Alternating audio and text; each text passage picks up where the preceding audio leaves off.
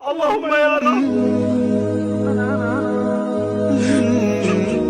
Allahümme yarabbim. Hani ben sana sen herkeseydim. Ben seni deliler gibi yeniyordum oğlum. Allah'ım kötü bir şey mi olacak ya?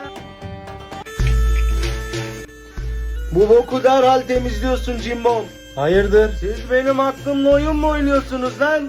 Geçen hafta Liverpool'a yenildim ben. Bize boşuna konsey kurdurtma Madrid. Körfez küçümsenecek bir takım değil. Biz de geldik. Gördük ve yenildik. Merhamet edin efendim. Ben yendim. Madrid ne yaptın ya görüşmeyeli? Bu kimdi ya? Biz ne ara görüştük seninle? Baskettendir da kardeşim. Samsun Spor'un hayatımıza giriş hızı gibi girdi oğlum. Rafa Silva yoksa Jota Silva var.